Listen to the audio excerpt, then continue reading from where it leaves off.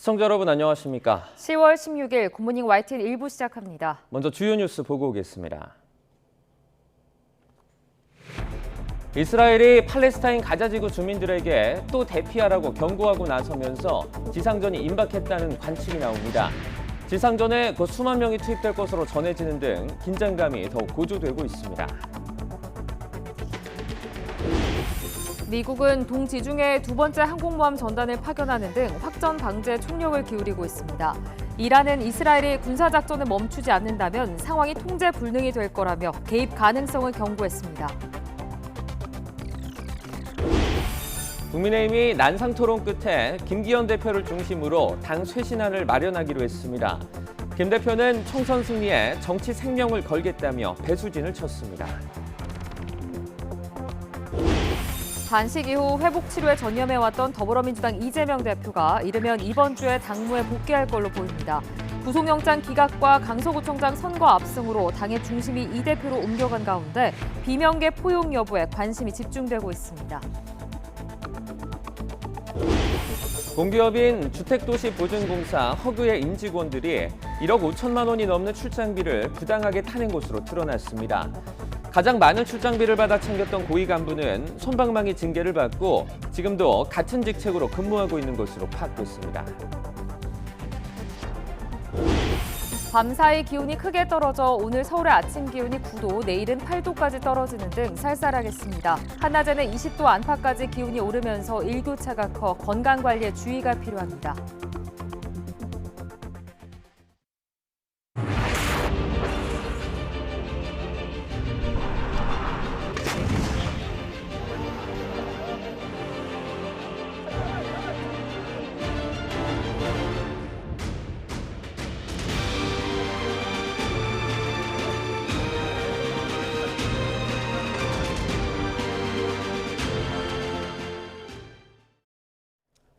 첫 소식입니다. 팔레스타인 가자지구에 지상군 투입이 임박한 가운데 이스라엘은 주민들에게 대피할 것을 다시 한번 경고했습니다. 미국 언론은 지상전에 수만 명이 투입되는 등 대규모를 예상하면서도 날씨 때문에 며칠 더 미뤄졌다고 보도했습니다.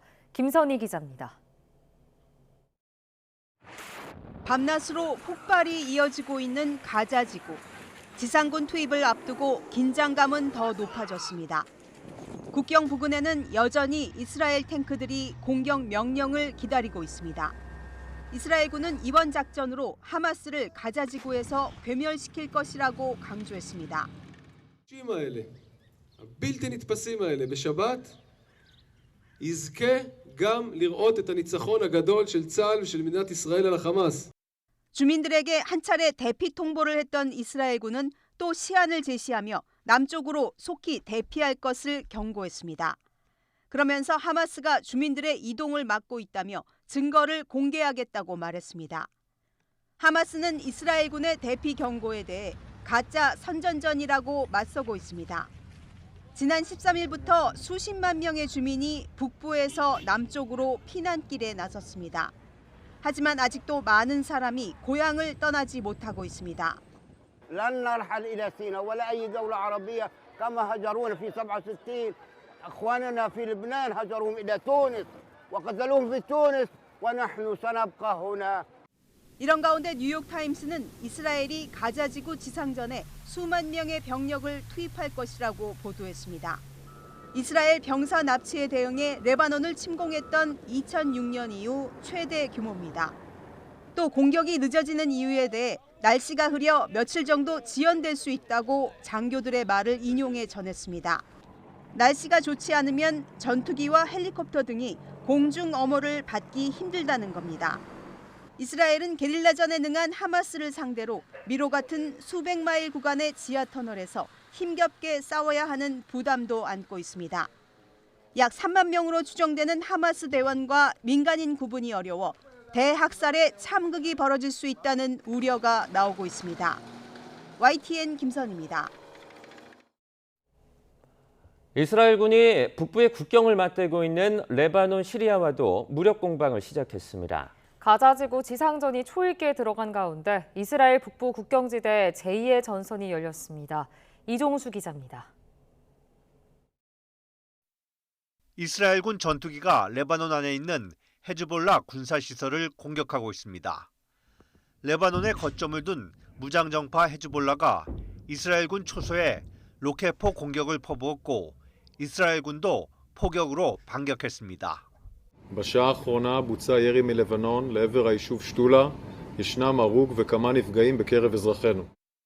이스라엘군은 하마스 거점 가자지구에 대규모 지상군을 투입하려는 한편으로 친이란 무장정파 헤즈볼라의 군사 근거지인 레바논 국경지대에도 탱크와 군병력을 배치했습니다. 이스라엘군은 시리아 알레포 국제공항을 미사일로 공격했습니다. 활주로가 파괴됐고 시리아 국방부도 공항이 운영되지 않고 있다고 확인했습니다. 이스라엘군의 알레포 공항 공격은 헤즈볼라에 이란 무기가 이전되는 것을 막으면서 시리아를 지원하는 이란 혁명수비대를 견제하려는 차원으로 보입니다. 실제 이란의 군조직인 이슬람 혁명수비대가 시리아에 배치한 병력을 이스라엘 국경과 가까운 쪽으로 옮기고 있는 것으로 전해졌습니다. 이에 앞서 시리아와 이란은 이스라엘을 견제하기로 하고 헤즈볼라 지지 입장도 내비쳤습니다. مطلع شدم که همه سناریوهای ممکن رو مقاومت در مقابل خود قرار داده و از آمادگی و روحیه‌ای بسیار بالا برخوردارند. 한편 이스라엘 레바논 국경지대에서 레바논 주둔 유엔 평화유지군 본부가 로켓 공격을 받았다면서 다행히 다친 사람은 없다고 유엔이 밝혔습니다. YTN 이종수입니다. 미국이 하마스 공격을 받은 이스라엘을 돕고 이스라엘에 대한 추가 공격과 확전을 막기 위해 항공모함 전단을 추가로 투입했습니다. 로이드 오스틴 미국 국방부 장관은 현지 시간 14일 성명을 내고 드와이트 아이젠하워 항모전단을 동지중해로 이동하라고 지시했다고 밝혔습니다. 그러면서 이는 하마스의 이스라엘 공격 이후 이스라엘을 겨냥한 적대 행위나 확전을 억제하기 위한 노력의 일환이라고 설명했습니다. 이스라엘과 하마스 간의 전쟁이 격화할 경우 원유와 천연가스 등 에너지 가격이 올라 우리 경제에 악영향이 우려됩니다. 유가가 오르면 우리나라의 수입액이 증가하고 미국과 유럽 등의 수요 감소로 수출도 타격을 받게 됩니다. 보도에 박홍구 기자입니다. 전쟁 당사자인 이스라엘과 팔레스타인은 산유국이 아닙니다. 하지만 분쟁이 장기화할 경우 중동 국가들의 원유 수입의 70%를 의존하는 우리나라는 피해를 입게 됩니다. 이란과 사우디아라비아 등 산유국들이 전쟁에 개입하거나 원유 생산 시설과 수송로가 피해를 볼 수 있기 때문입니다. 특히 이란이 하마스의 이스라엘 공격과 연관돼 있다는 증거가 나오거나 전쟁에 직접 개입할 경우 미국의 대이란 원유 수출 제재가 강화돼 세계적으로 원유 공급이 부족할 수 있습니다. 만약에 이란이 하마스의 배후라는 증거가 밝혀지게 되면 이 미국이 이란의 원유 수출을 금지하는 조치를 취하게 되고요. 그러면 국제 원유의 공급이 또 감소가 되면서 국제 유가는 급등을 하게 되는. 무역협회는 국제 유가가 10% 오르면 우리나라 수출은 0.2% 증가하지만 수입이 0.9% 늘어 무역 수지가 악화한다고 밝혔습니다.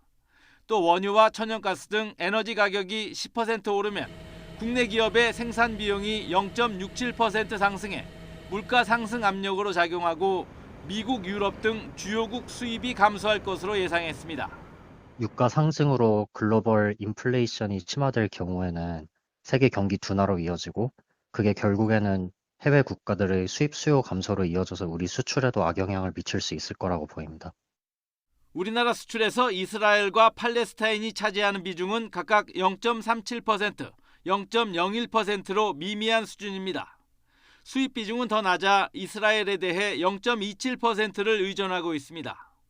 다만 수입 품목 11,000여 개 가운데 이스라엘 수입 의존도가 90%를 넘는 품목이 8개 있는데 이 중 난연제와 수처리 등에 활용되는 브롬은 공급망 위기에 대비할 필요가 있는 것으로 파악됐습니다. YTN 박홍구입니다. 국민의힘이 긴급 의원총회를 열고 서울 강서구청장 보궐선거 패배로 인한 당의 위기수습 방안을 논의했습니다. 김기현 대표를 중심으로 당 쇄신안을 마련하기로 뜻을 모았고 김 대표는 총선 승리에 정치 생명을 걸겠다며 배수진을 쳤습니다. 조성호 기자입니다. 휴일 오후 소집된 국민의힘 긴급의원총회는 4시간 반 가까이 이어졌습니다. 서울 강서구청장 보궐선거 참패 원인과 당의 쇄신 방안을 놓고 20명 넘는 의원들이 비공개로 발언대에 섰습니다. 비대위 전환보다는 김기현 대표 체제로 단합해 총선을 준비하자고 대다수 의원이 요구했습니다. 김기현 대표를 중심으로 선거에 나타난 민심을 받들어 변호와 쇄신 방안을 조속히 마련하기로 했습니다. 일부 의원이 김 대표 사퇴를 요구했지만 찻잔 속 태풍에 그쳤습니다. 대신 당과 대통령실의 관계를 재정립하는 혁신이 필요하다는 의견은 공감을 샀습니다. 대통령실하고도 정보 공유를 하고 또 어떤 때는 설득의 과정도 하고 그래서 궤도 수정도 하자. 비대위원회에 준하는 혁신위원회가 필요하다. 김기현 대표는 의원들 의견을 들은 뒤 당 혁신기구와 총선기획단 출범, 인재영입위원회 구성 계획을 밝혔습니다. 당과 정부 간 소통 강화도 약속했습니다.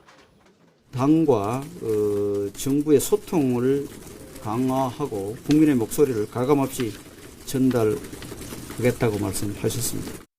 임명직 일괄 사퇴에 따른 당직 개편과 관련해서는 통합을 강조했는데 구체적인 인선안까지 거론되진 않았습니다.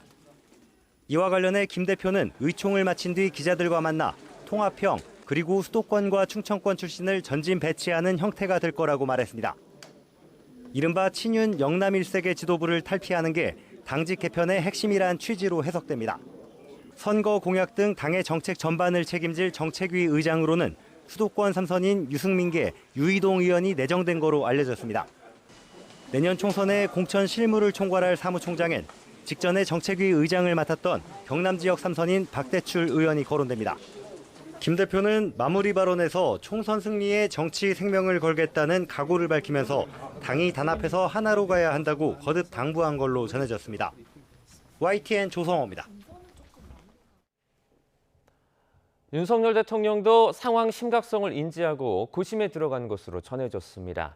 총선에 나설 참모들의 출마 준비 시기가 빨라지고 비서실장 교체설이 거론되는 등 대통령실의 물밑 변화 움직임도 감지됩니다. 조은지 기자입니다.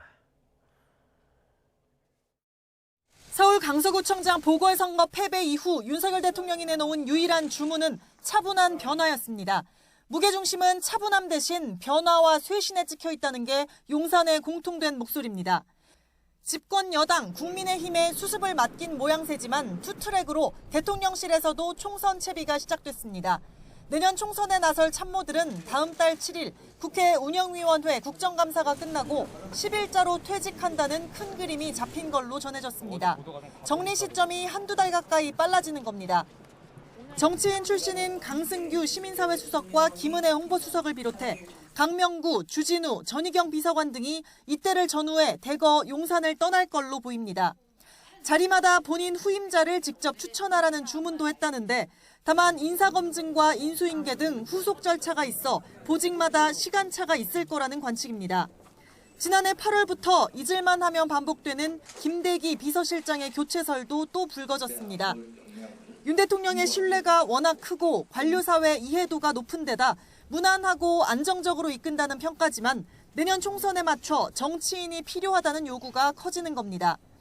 한 여권 관계자는 보궐선거의 17%포인트 차 패배는 3년 전 21대 총선 때 수치로 대선과 지방선거 때 여권표가 다 돌아선 증거라며 이대로면 서울은 10석도 못 얻는다고 우려했습니다. 윤 대통령 역시 심각성을 인지하고 고민이 깊어졌다는 게 용산 안팎의 중론입니다. 선거 이튿날 김행 장관 후보자를 주저앉혔고 핵심 실세로 꼽힌 이철규 사무총장이 사퇴한 데 이어 용산에 참신한 인물이 투입될 거라는 전망이 그래서 나옵니다.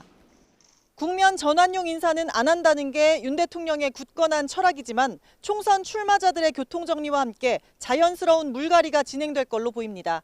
YTN 조은지입니다.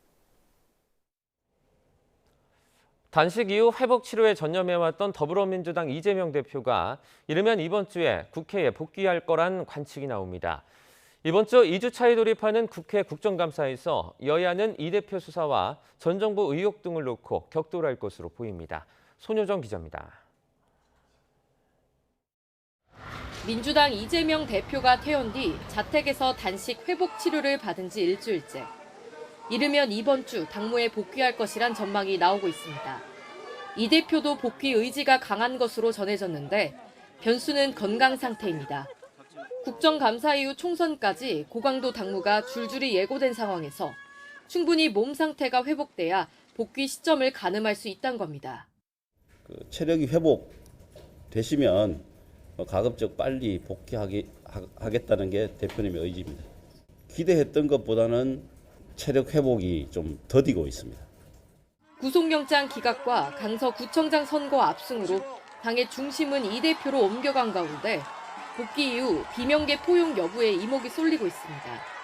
앞서 이 대표는 퇴원 직후 일단 내부 통합에 방점을 찍는 메시지를 내놓았는데 그러나 우리가 좌절하지 않고 우리 안의 작은 차이를 넘어서서 함께 손잡고 반드시 넘어야 하지 않겠습니까?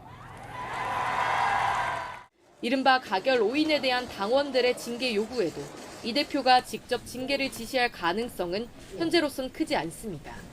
또 송갑석 전 최고위원의 사퇴로 공석인 지명직 최고위원의 인선도 이 대표 의중을 가늠할 수 있는 지표가 될 전망입니다.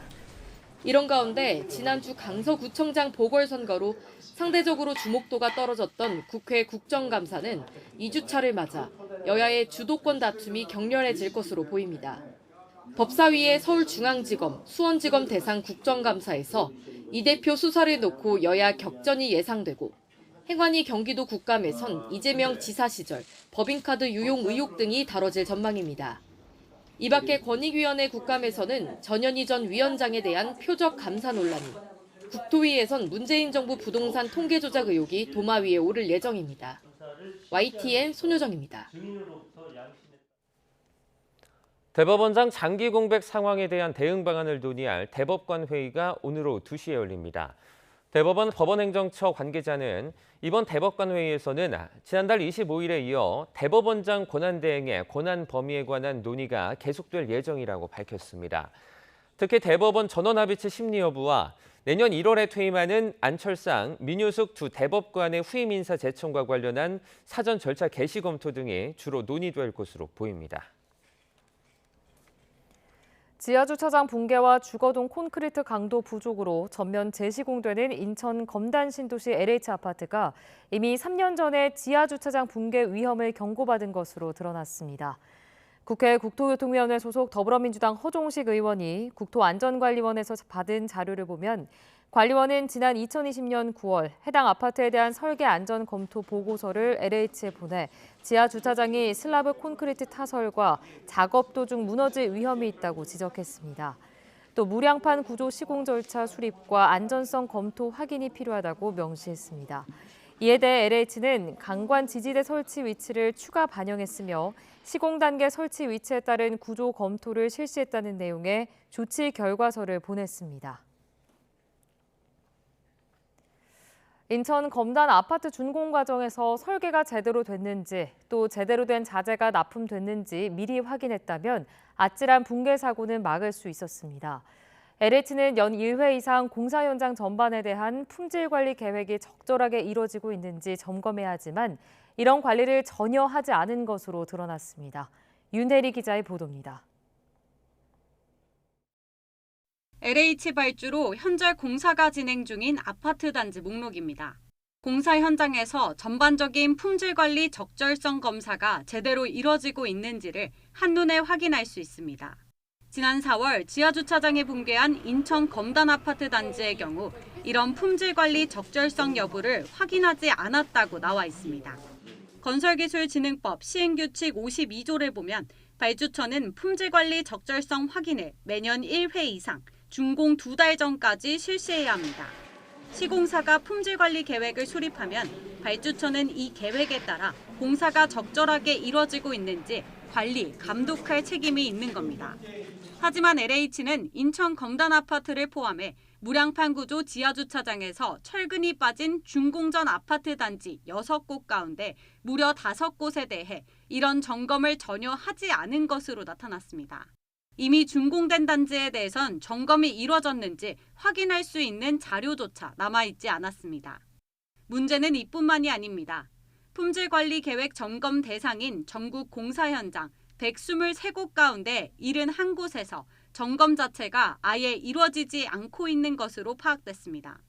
지역별로 점검 여부도 천차만별입니다. 제주와 경기 북부는 거의 대다수 현장에서 확인이 이루어지지 않았고 서울도 절반 가까이가 누락됐습니다. 건설 현장은 건설 자재를 포함해서 건설 공사 전반에 대해서 철저하게 관리 감독을 해야 합니다. 이걸 막으려면 먼저 LH가 현장에 대한 품질 관리 철저히 해야 하고요. 현행법상 발주처의 품질관리 적절성 검사가 명시돼 있지만 처벌 조항 등이 명확하지 않아 실효성이 떨어지는 만큼 보완이 필요해 보입니다. YTN 윤혜리입니다. 공기업인 주택도시보증공사 허그의 임직원 120여 명이 1억 5천만 원이 넘는 출장비를 부당하게 타낸 것으로 드러냈습니다. 특히 가장 많은 출장비를 받아 챙겼던 고위 간부는 솜방망이 징계를 받고 지금도 같은 직책으로 근무하고 있는 것으로 파악됐습니다. 유서연 기자입니다. 전세 보증금 반환을 책임지는 공기업인 주택도시보증공사 허그는 올해 초 국토교통부에서 대대적인 감사 처분을 받았습니다. 임직원들이 관행처럼 허위로 출장비를 청구해 빼돌리고 있다는 의혹이 제기됐는데 실제로 127명이 2년 9개월 동안 출장비 1억 5천여만 원을 따로 챙긴 사실이 감사에서 확인된 겁니다. 이 가운데 금융사업본부장 A씨는 지난 2020년부터 2년 9개월 동안 100번 넘게 출장을 다니면서 교통비 800여만 원을 더 받아냈습니다. 본사가 있는 부산에서 서울로 출장을 갈 때 실제로는 비행기나 자동차를 이용해 놓곤 기차를 탔다고 거짓 서류를 제출한 겁니다. 당시 허그 여비 규정을 보면 실비로 청구하게 돼 있는 항공과 자동차 운임과 달리 철도 운임은 정액 지급이 원칙입니다. 또 팀장급 이상은 무조건 특실 요금으로 주게 돼 있어서 A씨는 쓴 비용의 최대 5배가 넘는 교통비를 타낼 수 있었습니다. 허그 측은 과다 지급된 출장비를 모두 회수했다며 감사 이후 철도 운임도 실비로 지급하도록 규정을 개정했다고 밝혔습니다. 이미 과다 지급된 여비를 회수하는 것은 너무 당연하죠. 오히려 중요한 것은 왜 이런 것들을 사전에 예방하지 못했나.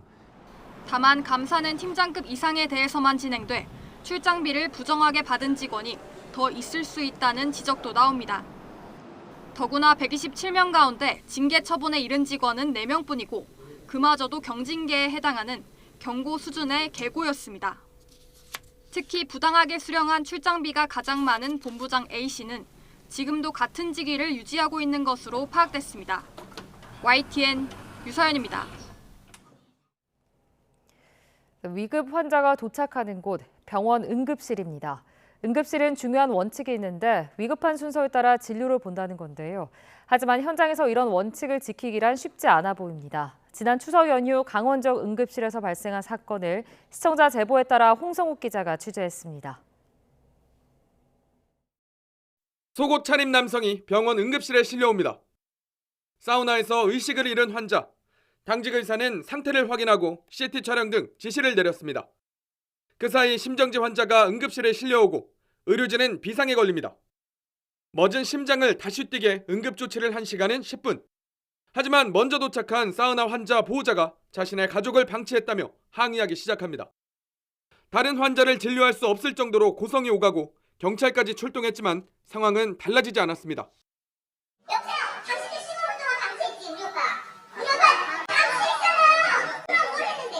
방치했지. 우리 오빠 경찰서 조사해가지고 갑자기 쓰러졌어. 1시간 넘게 이어진 응급실 항의. 응급실은 도착 순서가 아닌 환자 상태에 따라 우선 진료한다는 설명은 흥분한 보호자에게 들리지 않았습니다. 심정지 환자가 있었고 이제 저희가 모든 힘을 거기다 쏟아 부어도 이 사람을 살릴까 말까 하는 지경이었는데 물론 다른 경증 환자들도 있었지만은 이제 제일 심각한 문제는 다른 환자들한테 방해가 된다는 거죠. CT와 MRI 촬영 결과 이상 소견이 없고 추가적인 검사가 필요할 수 있다고 설명했지만 보호자는 항의와 욕설을 멈추지 않았고 한계에 이른 의사도 고소 의사를 밝힙니다.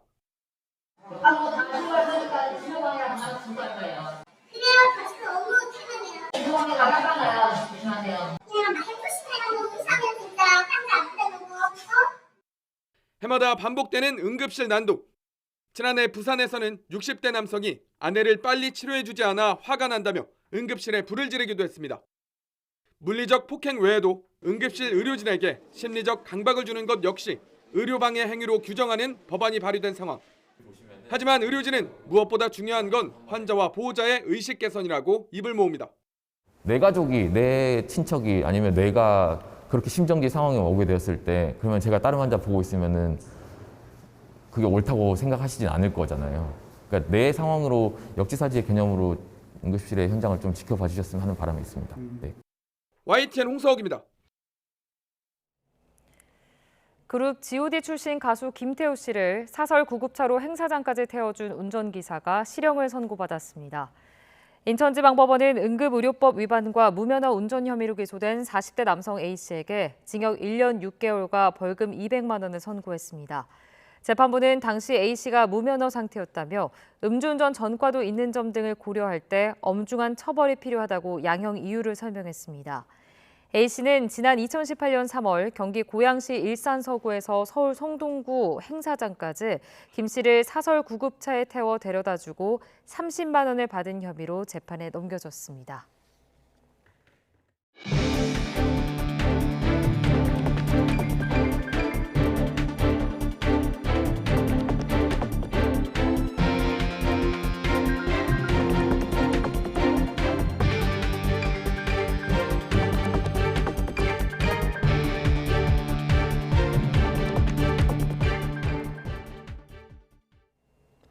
이스라엘이 하마스를 상대로 예고한 가자지구 지상전에 병력 수만 명이 투입될 것이란 보도가 나왔습니다.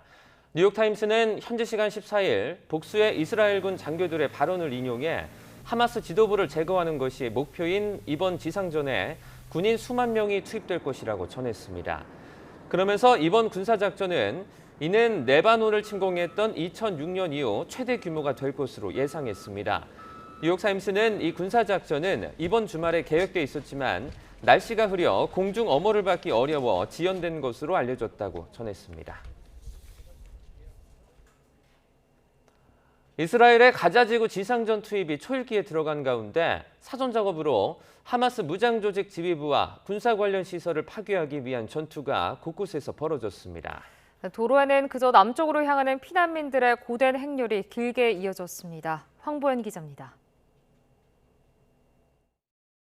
가자지구 곳곳에서 폭발음과 함께 검은 연기가 뿜어져 나옵니다. 지중해에 떠있는 이스라엘 함선에서도 가자지구를 향해 포탄이 발사됩니다. 하마스 무장 조직원과 관련 시설들을 겨냥한 공격이 하루 종일 이어졌습니다.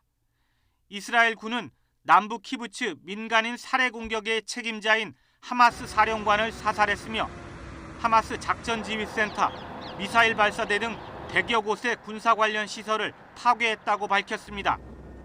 하마스에 잡혀간 인질들을 찾기 위한 특수작전도 벌어졌습니다. And we don't know where they are. And so there are operations which are mostly in the close perimeter to the defense area, including special forces, ground forces, tanks, artillery, in order to seek and find people that may have been killed in the escape. 가자지구 접경 지역엔 탱크와 장갑차 등 화력이 집중 배치돼 본격적인 지상전에 대비하고 있습니다. 네타냐후 총리는 시작이 멀지 않았음을 시사했습니다. כדי למגר את מפלצות הדמים שקמו עלינו לכלותנו. החמאס חשב שאנחנו נתפרק, אנחנו נפרק את החמאס. 가자지구 북쪽 주민 110만 명에겐 서둘러 피난하라는 경고가 거듭 내려졌습니다.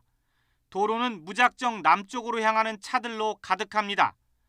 말이나 당나귀가 끄는 수레도 등장했고 아예 걸어서 가는 사람들도 적지 않습니다. 언제 포탄이 떨어질지 모르는 상황 속에 밤마다 힘들고 배고픈 노숙이 이어지면서 피난민들의 몸과 마음은 하루가 다르게 피폐해지고 있습니다. فيش حد يحمينا فيش حد يجري ورانا كيف احنا نعيش كيف جاوبونا YTN 황보현입니다. 이란의 군 조직인 이슬람 혁명 수비대가 시리아에 배치한 병력을 이스라엘 국경과 가까운 쪽으로 옮기고 있다는 보도가 나왔습니다. 미국 일간 월스트리트 저널은 시리아 정부 고문과 에조르의 활동가를 인용해 이란 혁명 수비대가 시리아 동부에 있던 병력을 남쪽의 다마스쿠스 가까운 지역으로 재배치했다고 보도했습니다. 시리아 정부 고문은 이란의 목표는 대체로 방어의 성격이라며 전쟁 발생 시 정권을 보호할 필요가 크다고 설명했습니다. 이스라엘 지상군의 팔레스타인 가자지구 투입이 임박했다는 관측 속에 이스라엘을 향한 이란의 움직임은 제2의 전선이 열릴 수 있다는 우려를 키우고 있습니다. 이스라엘의 지상군 투입이 초읽기에 들어간 가운데 미국이 중국의 확전을 막아달라고 요청했습니다. 중동 지역에서 미국의 빈틈을 파고드는 중국은 이번 주 특사를 파견해 평화 중재를 시도합니다. 베이징 강정규 특파원입니다. 하마스의 이스라엘 기습 직후 중동에 급파된 토니 블링컨 미 국무장관. 순방 도중 중국 왕이 외교부장에게 전화를 걸어 확전을 막아달라고 요청했습니다. 왕 부장도 민간인을 해치는 모든 행위에 반대한다며 국제평화회의 소집을 촉구했습니다. 총론은 비슷하지만 강론은 결이 다릅니다. 미국은 이스라엘의 보복 공격이 제5차 중동 전쟁으로 번지지 않도록 엄호 사격에 나선 모양새입니다. 반면 팔레스타인 독립을 통한 공존을 해법으로 제시해온 중국은 즉각적인 휴전을 주장합니다. As Israel pursues its legitimate right to defending its people and to trying to assure that this never happens again. 而对巴勒斯坦不公已经延宕了大半个世纪，承接了几代人的痛苦，不能再继续下去。 최대 변수는 하마스 기습의 배후로 꼽혀온 이란. 이스라엘 지상군 투입 예고에 개입을 시사하고 있습니다. 핵 협상이 교착 상태인 가운데 블링컨 장관의 이번 중동 순방 일정에서 이란은 아예 빠져 있습니다.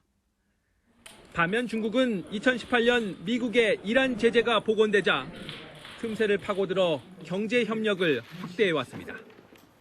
앞서 지난 3월 사우디와 이란을 깜짝 화해시켰던 중국은 이번 주 중동 특사를 파견해 다시 한번 평화 중재에 나섭니다. 베이징에서 YTN 강정규입니다. 강서구청장 보궐선거 참패 이후 긴급 의원총회를 열고 수습 대책을 논의한 국민의힘은 우선 김기현 대표를 중심으로 쇄신안을 조속히 마련하기로 했습니다. 또 후임 임명직 당직자 인선 방향은 통합에 방점을 찍기로 의견을 모았는데요. 직접 들어보겠습니다. 김기현 대표를 중심으로 선거에 나타난 민심을 받들어 변호와 쇄신 방안을 조속히 마련하기로 했습니다.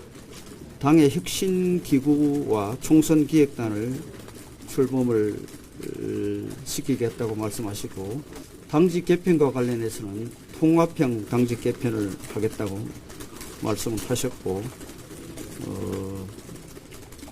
당과 정부의 소통을 강화하고 국민의 목소리를 가감없이 전달하겠다고 말씀하셨습니다. 더불어민주당은 국민의힘 김기현 대표가 서울 강서구청장 보궐선거 패배로 임명직 당직자들의 사퇴를 받아들인 것에 대해서 전형적인 꼬리 자르기식 책임 회피라고 비판했습니다. 권칠승 수석대변인은 국회 브리핑에서 대법원 판결 석 달 만에 범죄자를 사면 복권한 대통령과 이를 받들어 김태우 전 구청장에게 공천을 준 김기현 대표의 책임은 어디로 갔느냐며 이같이 주장했습니다. 이어 책임져야 할 김 대표가 유체 이탈 화법으로 분골쇄신하겠다니 기가 막힌다며 사법 판결까지 부정하며 국민을 모독한 정부 여당의 진짜 책임자는 뒤에 숨지 말고 국민에게 사과해야 한다고 지적했습니다. 국회 국정감사가 2주차에 돌입한 오늘 헌법재판소와 군사법원, 서울경찰청과 한국토지주택공사 등을 대상으로 감사가 진행됩니다. 국회 법사위는 헌법재판소 대상 국감에선 검찰 수사권 일부를 확대하는 이른바 검수원복 개정안의 미연성을 두고 또 군사법원 국감에선 해병대 최상병 사망 사건 경찰 이첩을 두고 공방을 벌일 전망입니다. 서울경찰청을 대상으로 하는 행안위 국감에서는 12구 이태원 참사 책임과 집회 대응 기조 등을 놓고 여야가 격돌할 것으로 보입니다. 이재명 더불어민주당 대표에 대해서 구속영장을 청구한 검찰이 먼저 기소한 백현동 사건에 이어 나머지 위증교사와 대북송금 사건의 처리 방향도 곧 결정할 것으로 보입니다. 위증교사 혐의는 먼저 재판에 넘기고 대북송금 사건은 보강 수사를 이어갈 것으로 보이는데 다른 의혹들도 남아있는 만큼 검찰은 계속 수사를 이어갈 방침입니다. 최민기 기자입니다. 검찰은 이재명 민주당 대표에 대한 구속영장이 기각되자 영장에 포함됐던 3가지 혐의 가운데 백현동 사건을 가장 먼저 재판에 넘겼습니다. 영장 기각 사유를 들여다보고 상대적으로 이 대표의 관여 정황 등 수사가 잘 마무리됐다고 판단한 백현동 사건부터 먼저 기소하는 방법을 택한 겁니다.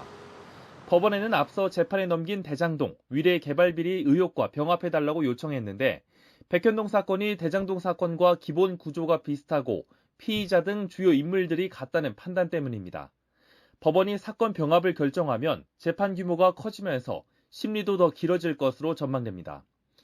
구속영장에 포함됐던 대북송금 사건과 위증교사 혐의는 일단 빠졌는데 검찰은 증거와 법리를 좀 더 검토해 구속영장 심사 과정에서도 혐의가 소명됐다고 판단된 위증교사 혐의부터 우선 재판에 넘길 것으로 보입니다. 다만 대북송금 사건은 추가로 보강 수사가 필요하다고 보고 수사 인력 상황과 다른 사건과의 연관성을 고려해 원래 수사가 진행되던 수원지검으로 돌려보낼 것으로 관측됩니다. 이들 사건의 처리는 이번 주 있을 서울중앙지검과 수원지검의 국정감사를 전후해 결정될 것이란 전망이 나옵니다. 이 대표를 향한 검찰 수사는 이 밖에도 많이 남아 있습니다. 경기도지사 시절 배우자 김혜경 씨의 법인카드 유용을 묵인했다는 의혹과 관련해 수원지검이 전담 수사팀을 꾸려 들여다보고 있고 대선 허위보도 의혹을 수사하는 중앙지검의 여론조작 사건 특별수사팀도 최종 수혜자를 이 대표로 보는 만큼 향후 직접 수사 가능성도 배제할 수는 없습니다. 또 대장동 민간업자에게 특혜를 준 배경으로 의심받는 428억 원 약정 의혹과 함께 성남시장 시절 정자동 호텔 특혜 논란 등 개발비리 의혹도 진행 중인 만큼 이 대표를 향한 검찰 수사는 앞으로도 계속 이어질 전망입니다. YTN 최민기입니다. 정부와 국민의힘 대통령실이 의대 정원 확대 문제를 신중히 검토하기로 했습니다. 당정은 어젯밤 서울 삼청동 총리공관에서 협의회를 열어 의료 서비스 접근성 제고 방안 등을 회의 안건으로 올렸으나 구체적인 의대 정원 확대 규모 등은 다루지 않은 것으로 알려졌습니다. 현재 국내 의대 정원은 2006년 이후 3,058명에 고정돼 있습니다. 2028학년도 대입제도 개편으로 고교 내신 관리가 상대적으로 쉬워지면서 수능의 변별력이 높아진다는 전망입니다. 내신 부담이 줄면서 수능 준비에 유리한 특목고와 자사고가 급부상할 거란 분석도 나옵니다. 신지원 기자가 전해드립니다. 2028학년도 대학 입시부터 적용할 개편안이 발표되자 첫 적용 대상인 중학교 2학년 학생들은 당장 고등학교 진학을 놓고 고민에 빠졌습니다. 조금씩 바뀌게 되면서 자사고를 가야 되나 일반고를 가야 되나 계속 생각을 해보게 되는 것 같아요. 고교 내신이 현행 9등급에서 5등급제로 바뀌면 1등급 범위가 상위 4%에서 10%로 완화되는데 상위권 학생이 몰리는 특목고와 자사고의 내신 관리 부담이 낮아지는 겁니다. 이제 특목고랑 자사고를 갔을 때 내신 따기가 힘들어서 고민을 하는 학생들이 많았는데 등급 간의 이제 간격이 넓어지면서 1등급을 받을 수 있는 이제 기회가 좀 생겼다랄까? 내신 관리 부담은 줄고 수능이 중요해지면서 정시를 노리는 학생들이 특목고와 자사고에 쏠릴 가능성이 있습니다. 내신은 9등급이 5등급으로 변별력이 크게 떨어졌고 수능은 상대평가가 유지되기 때문에 수능이 상대적으로 대단히 중요해졌다 이렇게 볼 수 있습니다. 다만 내신 관리 측면에서 불리한 점이 줄었을 뿐 일반 고등학교보다 더 유리해졌다고 보기는 어렵다는 평가도 나옵니다. 지금 이제 주요 대학 같은 경우에 1등급을 못 받으면 사실은 어렵잖아요. 무조건 특목자소가 유리하다더라 그 몰려가면 안 되고 자기가 특목자소에 가서도 적어도 2등급 이내에 들 수 있는지 34% 이내에 들 수 있는지를 한가름해서 진학을 해줘야 되는 거죠. 이번 대입제도 개편안으로 특목고와 자사고가 급부상할 경우 교육 양극화가 심해진다는 우려가 나오는 가운데 섣부른 예측보다는 학생의 성향과 환경에 따라 신중하게 고교 진학을 선택해야 한다는 게 전문가들의 조언입니다. YTN 신지원입니다. 위스키와 와인 같은 술을 일반 매장보다 조금 더 싸게 살 수 있는 여러 인터넷 사이트를 볼 수 있습니다. 그런데 관세를 내지 않기 위해 불법으로 수입한 주류가 적지 않은데 최근 적발 사례가 크게 늘고 있습니다. 권준수 기자입니다. 직장인 임경환 씨는 석 달 전 주류를 판매하는 인터넷 사이트에서 시가로는 40만 원대 수입 위스키를 10% 정도 저렴하게 샀습니다. 온라인에서 결제하고 인근 매장에서 상품을 받는 스마트 오더 방식을 이용했습니다. 그런데 어딘가 미심쩍은 부분이 눈에 띄었습니다. 평소에 샀던 술들과 다른 부분이 있어가지고 좀 자세히 봤더니 한글 라벨이 없고 외국어로 써 있어가지고 제가 문의를 하자마자 이 제품을 솔드아웃 처리를 했더라고요. 혹시나 하는 마음에 식품의약품안전처에 물어봤더니 불법 수입된 주류 같다는 답변을 받았습니다. 한글 표시사항이 없으면 일단 그 정식으로 수입된 제품은 아니다. 수입행 직구로 가져오신 거를 판매를 하신다든가 영업을 하는 사람이 자기가 물건을 받아서 소비자한테 주면 불법이 맞아요. 원래 술은 판매자가 구매자를 대면해서 신분증 확인 절차를 거쳐 파는 게 원칙입니다. 하지만 지난 2020년 정부는 주류 산업을 육성하겠다며 스마트 오더를 도입했습니다. 사실상 온라인 판로가 열린 것으로 일부 업자들이 관세를 피해 몰래 해외에서 들여온 술을 취급하는 계기가 됐다는 분석입니다. 매장에 상품을 진열하지 않아도 되는 만큼 불법 수입 사실을 감추기도 쉬워진 탓입니다. 실제로 스마트 오더가 막 시행된 2020년에는 5억 원대였던 불법 주류 수입 적발 규모가 이듬해 13억 원대로 껑충 뛰었습니다. 올해 들어서는 8월까지만 해도 불법 수입액이 34억 원을 넘겼습니다. 적발되지 않고 시중에 풀린 불법 수입 주류는 더 많을 것으로 추정됩니다. 실물을 보기 전에 먼저 결제하고 포장된 상품을 받아가는 과정에서 소비자가 모조품 등 가짜 술을 마시게 될 수도 있습니다. 플랫폼이라고 하는 새로운 시장이 성장하고 있습니다. 처음부터 불법 유통 근절 방안을 마련하고 소비자 보호에 만전을 기해할 것입니다. 주류 판매 플랫폼마다 판매업자를 철저히 검증하도록 책임을 부여해서 탈세와 소비자 피해를 막는 게 시급하다는 지적입니다. YTN 권준수입니다. 어젯밤 부산 사하구에선 술에 취해 흉기를 들고 거리를 배회한 남성이 경찰에 붙잡혔습니다. 충북 청주 아파트에선 늦은 밤 화재가 발생하며 주민 수십 명이 대피했습니다. 밤사이 사건 사고 소식 박정현 기자가 전해드립니다. 깜깜한 밤 남성 한 명이 뒷짐을 지고 휘청휘청 거리를 거닙니다. 자세히 보니 손에는 흉기를 들고 있습니다. 어젯밤 8시 반쯤 부산 괴정동에서 흉기 소지자가 있다는 112 신고가 접수됐습니다. 경찰에 붙잡힌 남성은 만취 상태로 가족들이 강제로 병원에 입원시키려고 해 화가 나 흉기를 들고 나왔다고 진술했습니다. 경찰은 남성 가족에게 연락을 취한 뒤 병원에 응급 입원 조치했습니다. 아파트 앞에 경찰차와 소방차가 줄지어 서 있습니다. 주민 수십 명도 집 밖으로 나왔습니다. 충북 청주시 율량동 아파트에서 불이 난 건 어젯밤 10시 40분쯤. 1층에서 시작된 불은 10분 만에 꺼졌지만 집에 살던 여성 한 명이 화상을 입고 병원으로 옮겨졌고 주민 30여 명도 한밤중 긴급 대피하는 소동이 있었습니다. 희뿌연 연기가 가득 찬 집 안으로 소방대원들이 진입합니다. 각종 집기부터 천장, 벽까지 모두 시꺼멓게 타버렸습니다. 어제 오후 6시 20분쯤 서울 구로동의 다세대 주택에서 불이 난 겁니다. 화재가 난 집은 당시 비어 있었고 옆집에 있던 주민 한 명도 몸을 피해 인명피해는 없었습니다. 경찰과 소방당국은 주방 쪽에서 불이 시작된 것으로 보고 정확한 원인을 조사하고 있습니다. 어제 저녁 7시쯤 전남 여수시 율촌면에서는 비탈길을 달리던 승용차가 3m 아래로 추락하면서 80대 운전자 등 2명이 다쳤습니다. 인근을 지나던 마을 주민이 사고 차량에 운전자가 울린 경적을 듣고 소방당국에 신고하며 구조 요청을 한 것으로 확인됐습니다. YTN 박정현입니다. 프로야구 정규리그 1위 LG가 우승 트로피를 눈앞에 두고 치른 마지막 경기에서 승리했습니다. 잠실 라이벌전에서 패한 두산은 5위로 떨어졌습니다. 서봉국 기자입니다. 우승 트로피 수여식을 앞두고 잠실구장을 가득 메운 2만 3천여 관중 앞에서 치러진 정규리그 마지막 경기. 한 점을 끌려가던 LG는 4회 대거 5득점하며 승부를 갈랐습니다.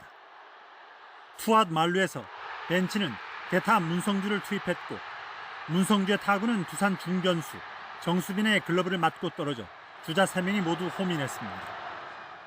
박혜민은 계속된 기회에서 바뀐 투수 박치국을 2타점 적시타로 공략했고 LG는 결국 5대2로 이겼습니다. 경기 뒤 트로피 수여식. LG를 상징하는 노란 물결과 유광 점퍼의 물결이 이어진 가운데 29년 만에 정상 등극을 바라보는 홈팬과 선수들은 감격을 숨기지 못했습니다. 제가 아직 눈물을 아껴두고 있는데 지금도 뭐 조금 올라오지만 잘 참아서 한국 시즌 때 꼭 정말 펑펑 울고 싶습니다. 그래서 LG가 2013년 이후 13년 만에 120만 관중 돌파를 자축한 반면 전날 공동 3위였던 한지붕 라이벌 두산은 뼈아픈 패배로 5위로 떨어졌습니다. NC는 투수 6명을 투입하는 총격전 속에 삼성을 꺾고 단독 3위가 되면서 준 플레이오프 직행에 한결 유리한 고지에 올랐습니다. 하나는 롯데를 눌렀습니다. YTN 서봉국입니다. 오늘 외출하실 때는 어제보다 옷차림 더 따뜻하게 하고 나오셔야겠습니다. 현재 서울 기온은 13.1도로 어제 같은 시각보다는 조금 더 높지만 찬바람이 불면서 쌀쌀하게 느껴지고 있고요. 낮 동안에는 19도에 머무는 등 어제보다 2도가량 낮아 종일 서늘함이 감돌겠습니다. 오늘도 내륙은 대체로 맑겠습니다. 다만 아침까지 곳곳에 가시거리 200m 미만의 안개가 짙게 끼는 곳이 많겠고 동풍의 영향을 받는 동해안에는 오후까지 5에서 10mm의 산발적인 비가 내리겠습니다. 또 중부 서해안과 영동, 남부와 제주도에는 바람이 다소 강하게 불겠습니다. 현재 기온 살펴보겠습니다. 현재 서울 기온 13.1도, 청주 14.1도, 창원은 13.4도를 나타내고 있습니다. 낮 기온은 어제보다 1에서 2도가량 낮겠습니다. 오늘 서울 한낮 기온 19도, 대전도 19도, 광주 20도, 대구는 21도가 예상됩니다. 다가오는 목요일에는 중부와 호남 지방에, 금요일에는 남부 지방에 비가 내리겠고요. 비가 그친 뒤 주말에는 서울 아침 기온이 5도 안팎까지 떨어지면서 반짝 가을 추위가 찾아올 전망입니다. 지금까지 날씨 정보였습니다. 굿모닝 YTN 1부 마칩니다. 잠시 후 2부가 이어집니다. 시청해주신 여러분 고맙습니다.